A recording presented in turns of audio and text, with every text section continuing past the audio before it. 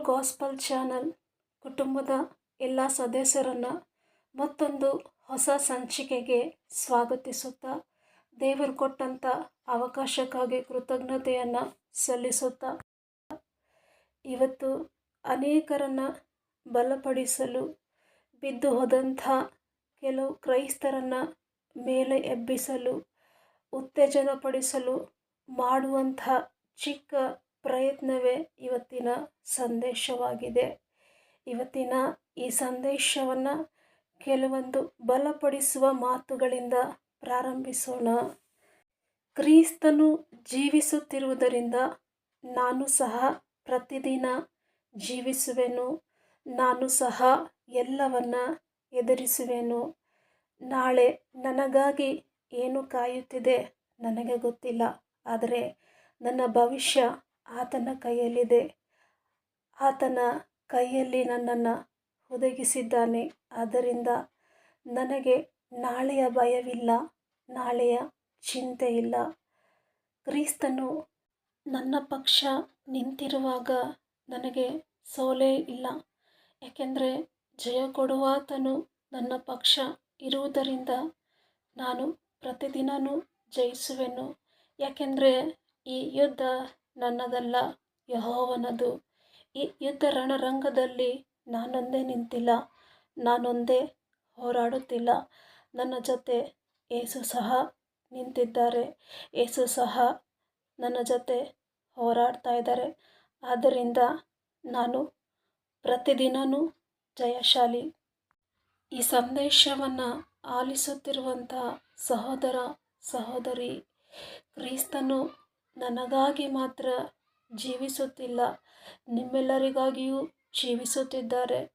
ಹಾಗೂ ನನ್ನ ಭವಿಷ್ಯ ಮಾತ್ರ ಆತನ ಕೈಯಲ್ಲಿಲ್ಲ, ನಿಮ್ಮೆಲ್ಲರ ಭವಿಷ್ಯನೂ ಆತನ ಕೈಯಲ್ಲಿದೆ.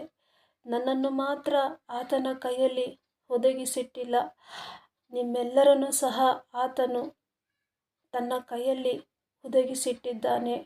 ಹಾಗೂ ನನ್ನ ಪಕ್ಷ ನಿಂತಿರುವಂಥ ಯೇಸು ನಿಮ್ಮ ಪಕ್ಷದಲ್ಲೂ ನಿಂತಿದ್ದಾನೆ. ಜಯ ಕೊಡುವ ದೇವರು ನಮ್ಮ ಪಕ್ಷ ಇರುವುದರಿಂದ ನಾವು ಪ್ರತಿದಿನವೂ ಜಯಿಸುವೆವು. ಏಕೆಂದರೆ ಈ ಯುದ್ಧ ನಮ್ಮದಲ್ಲ, ದೇವರದು.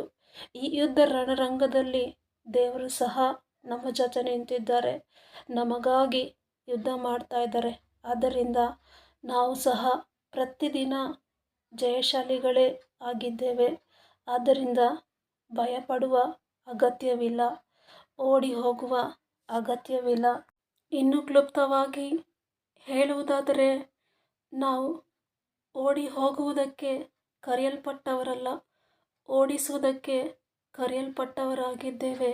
ನನ್ನ ಸಹೋದರ ಸಹೋದರಿ, ಇವತ್ತಿನ ಈ ಸಂದೇಶದಲ್ಲೂ ಮೋಶೆ ತಾನು ಮಾಡಿದ ಕೊಲೆಯ ನಿಮಿತ್ತ ಆ ದೇಶವನ್ನು ಬಿಟ್ಟು ಹೆದರಿ ಓಡಿ ಹೋದ.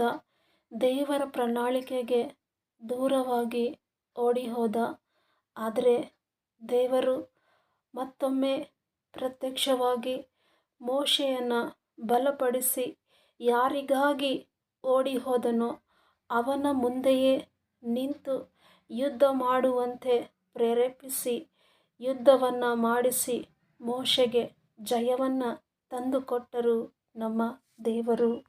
ಮಿದ್ಯಾನ್ಯರು ಎಂಬ ಶತ್ರುಗಳಿಗೆ ಹೆದರಿ ಓಡಿ ಅವಿತುಕೊಂಡಿದ್ದ ಗಿದ್ಯೋನನನ್ನು ದೇವರು ಸಂದರ್ಶಿಸಿ ಬಲಪಡಿಸಿ ಯಾರ ನಿಮಿತ್ತ ಓಡಿ ಅವಿತುಕೊಂಡಿದ್ದನೋ ಅವರ ಮುಂದೆಯೇ ಯುದ್ಧಕ್ಕೆ ಸಿದ್ಧಪಡಿಸಿ ಯುದ್ಧವನ್ನು ಮಾಡಿಸಿ ಜಯವನ್ನು ಕೊಟ್ಟಂಥ ದೇವರು ನಮ್ಮ ದೇವರಾಗಿದ್ದಾರೆ. ಆದ್ದರಿಂದ ಈ ಸಂದೇಶವನ್ನು ಆಲಿಸುತ್ತಿರುವಂಥ ಸಹೋದರ ಸಹೋದರಿ, ಸೈತಾನನ ಆಳ್ವಿಕೆ ಆಧಿಪತ್ಯ ನಿನ್ನ ಮೇಲೆ ನನ್ನ ಮೇಲೆ ಕೊನೆಗೊಂಡಿದೆ. ದೇವರ ರಾಜ್ಯ, ದೇವರ ಅಧಿಕಾರ, ದೇವರ ಆಧಿಪತ್ಯ, ಪ್ರಭಾವ, ಪ್ರಭುತ್ವ ನಮ್ಮ ಮೇಲೆ, ನಮ್ಮ ಜೀವನಗಳ ಮೇಲೆ ಪ್ರಾರಂಭಗೊಂಡಿದೆ.